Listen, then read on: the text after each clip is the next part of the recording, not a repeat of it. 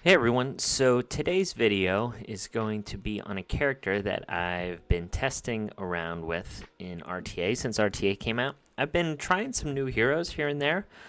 Some have been good, some have been underwhelming, so it's a bit of a bummer.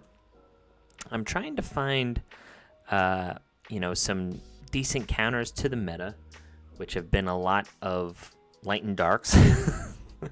But the funny thing is I feel like the game is coming out with more heroes that are that hard counter red, green, blue characters more so than light and dark characters. Like Rosalie. Rosalie has just been a huge pain in the butt, for my team compositions in RTA because she's good against like my entire my entire strategy. So which leads me to a character today that I wanted to talk about. He was really good at one point, and then he stunk, and then he kind of came back. And I've been using him a lot lately now, and that's Andre. So Andre, like I said, he was, king of RTA there for a while. Like when books were first introduced and things like that. Because he just did so much damage, he could kind of chain off. He was similar to Bocce in a way. But since then, more and more heroes have kind of come out, and Alicia was actually one of the reasons why he kind of fell off a little bit. She was just too fast for him. But now that Rosalie has been introduced into the game, I've been using him to counter her. There are some other applications as well, more niche kind of stuff, but I will mention that, I guess, a little bit. But I just wanted to talk about Andre a little bit here today because I do think he has a little more potential in the meta, in Arena in RTA, and he can also be used in Rift of Chaos. So I think he's still a pretty viable epic in the game, but let's just talk about him. So he has a trait that says attack dealing damage over 40% of the target's max health. Also inflicts Slam, which is this ability where it deals 100% damage to an enemy and ignores 50% of the target's defense. And if it's ascended, if it's an Awakened Ascension, it actually ignores 80% of the target's defense. And then, if you kill somebody, this ability grants a bonus attack. So if Slam goes and it kills something, then he goes and activates a bonus attack with his trait. So it's actually a pretty strong trait. It's definitely more viable in Arena. This isn't really a PvE kind of trait, but really strong here. You'll see whenever I put him into practice what this does. So a nice start here. He has a basic ability that deals 150% damage to an enemy and then has a 75% chance to apply speed down to them for 2 turns.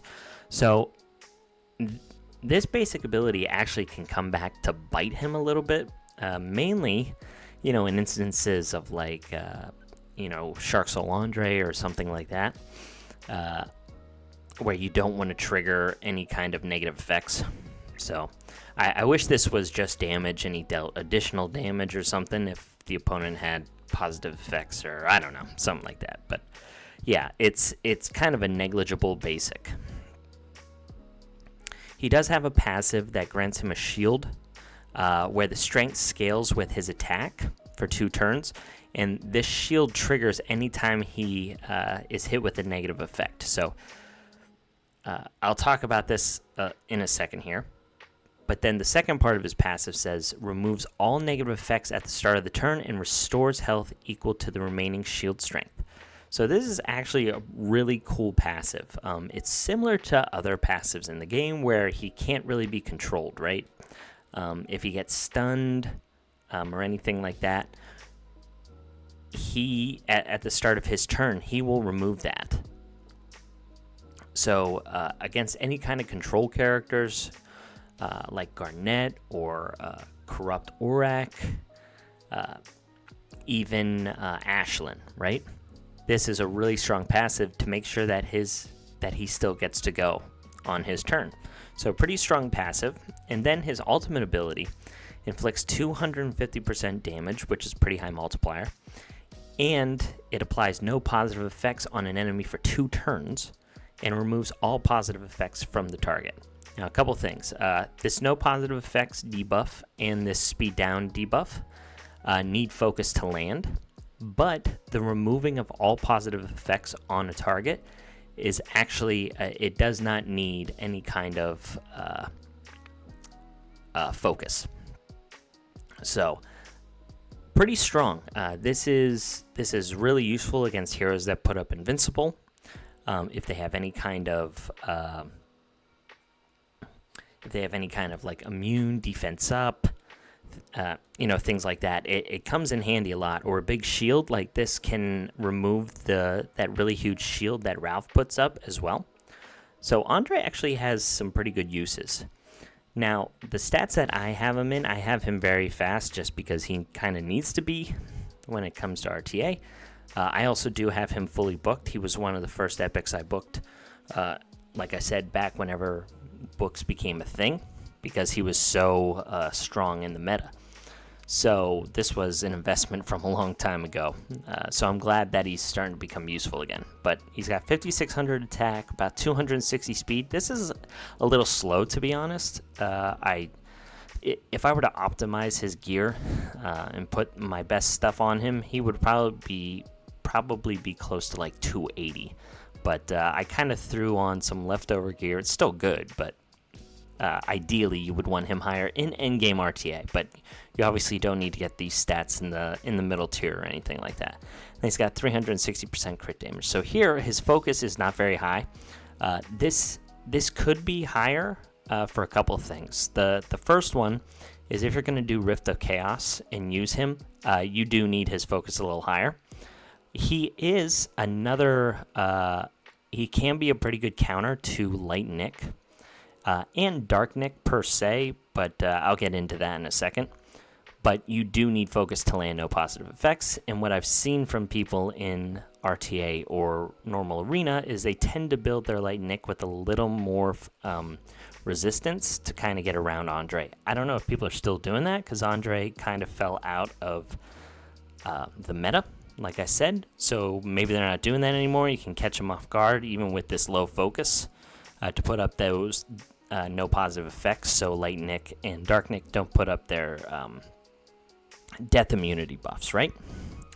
He doesn't really need any kind of resistance because his passive does remove negative effects on him. So just to mention that. Now his precision is also really low too. This should be higher, especially if you want to do some damage against like wood characters or anything. But with the speed and stuff, I obviously have him in Raider set to maximize his speed. So we've got crit rate, attack percentage, crit damage. Same thing here with an unlucky roll on defense. Here is like an okay piece. It's good that it has, all the relevant stats, but it was sadly distributed evenly. Here, speed, crit damage, attack percentage. Here, crit damage, crit rate, attack percentage, and a little bit of focus, and then attack percentage, crit rate, crit damage, speed. So this is pretty nice. So his relics, he has 16% damage, crit damage here, and his damage dealt scales with the target's current health. This helps him do just a little bit more damage to proc his trait on Slam, because anytime he does 40% or more damage to the target's health, he'll proc that Slam ability. So pretty cool. This is completely irrelevant to him, but this is the best crit damage relic I have. Damage against fire heroes is also nice, and then bonus attacks, where his attack goes up, is actually a pretty nice substat for him as well, because his trait is a bonus attack as well as Slam being a bonus attack if you kill somebody. So he will get some buffs there.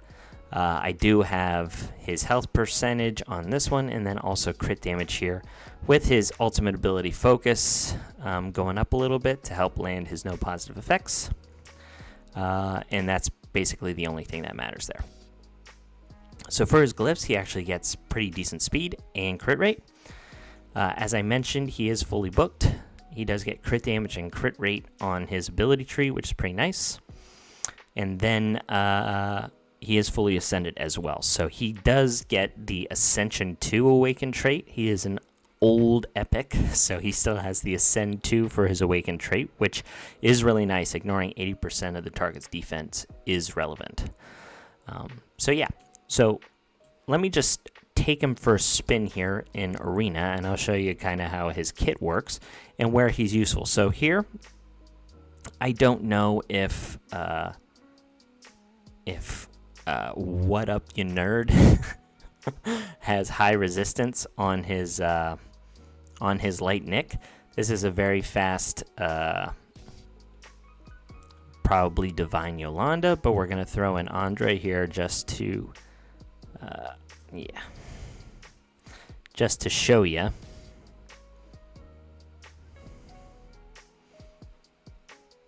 How he can possibly put up the no positive effects on Light Nick.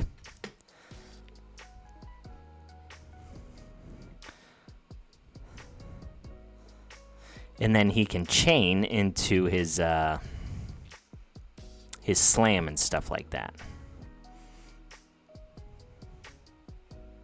So here's the no positive effects, right?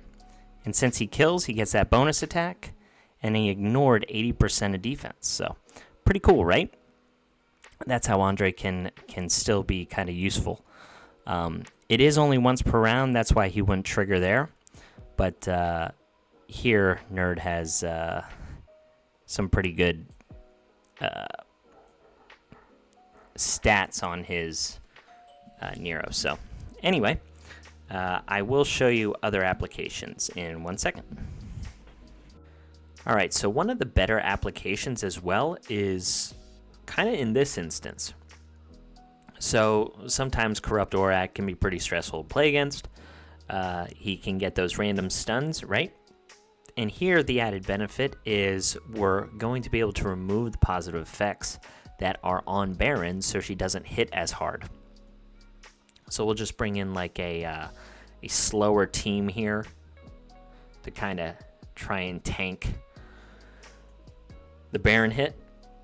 So let's see what happens with this Corrupt Aurak. Okay, so he did not stun Andre, but if he would have, Andre would have gotten a nice big shield, and then he would have been able to go anyway and remove these effects from Baron. So here, see, we weaked hit, and the resistance went up, but he still removed the positive effects. So that's where Andre's actually really cool, is he doesn't need any kind of focus to remove those effects from, you know, really pesky characters. So yeah, that's another great application. He's kind of foolproof, like negative effect proof on some of those more annoying characters in the meta. Another one that he's good against that I was telling you about was Garnet. Definitely viable there. Also, here, you know, if he is your fastest hero, he actually can be someone who eats the taunt from Oreo. So this is another nice application for Andre. So here, he has that shield put up, right? And there, he just automatically removes the taunt. So then he can go in and he can either remove the effects from the Baron, but since she already went, we're going to remove him from Nathalia, and then because he did more than 40%, he gets a bonus attack, and then goes in for the additional attack from his slam trait. So pretty cool. Yeah. Andre, really strong character. His main application, like I said, for me, I don't really play in, you know, arena offense anymore. I just do RTA and stuff like that. And the main pick for me for Andre has been Rosalie, which no one seems to be playing on their arena defense to help me out here, and RTA is closed. But actually, maybe this is a good one to show as well. So Galeno tends to be, a really fast character. He can put up silence on your entire team. So what we're able to do here is we're able to make sure that we don't get silenced or stunned from the Corrupt Aurak, and then Andre can go and remove the positive effects from Jabez and kill him probably before he has a chance to take out my my tankier units here. So let's see if that strategy ends up working. Sometimes Jabez can be run really fast, and maybe he outspeeds my my Andre. Yeah, so he's sadly gonna end up outspeeding. But here, he still ends up removing all of those effects, and we're still able to take out his Jabez here. So it removes all of those positive effects. Right, so the shield and the attack up was removed. So those are other good applications. Like I said, if I was optimizing Andre, he would definitely be faster. So maybe he would be able to outspeed that Jabez for that application. But I have just been primarily using him as a Rosalite counter. So other than Arena, his other main application that people have found is in Rift of Chaos. Now, I do not have a built Rift of Chaos team. I did run this team earlier. It's just Jonathan to help save you and then a bunch of damage dealers.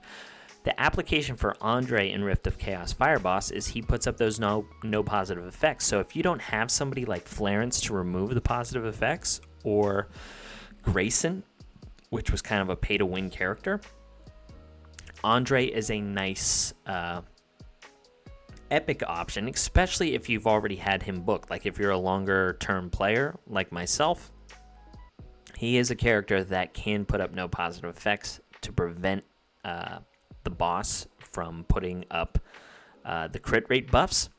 On top of that, because his cooldown is a little bit long on the no positive effects, what he can end up doing is even after this boss puts up the crit rate buffs, Andre's ultimate will then end up removing it. Oh, so here, this is where the focus actually ends up biting me in the butt. So we actually might die. But he needs to have higher focus to land those no positive effects. I was running him in Raptor gear, actually, when I was doing it on higher stages, which is kind of cool. So I know this is just like a rough run through of Andre. There's not much to talk about other than the fact that I do think that he has some viability again in RTA. And if you guys are looking for a no positive effects champion, because there are a couple that have been recommended for Rift of Chaos Fireboss, Hulins, which was a rare dark character, as well as Giranol, who is a legendary fire character. There are other options as well, but Andre does fill that role as well. So that's all I got, guys. Just a quick little video on Andre, and letting you guys know that I've been using him again, and I think he's pretty solid against the meta. So yeah, that's all I got. I'll catch you on the next one. See ya.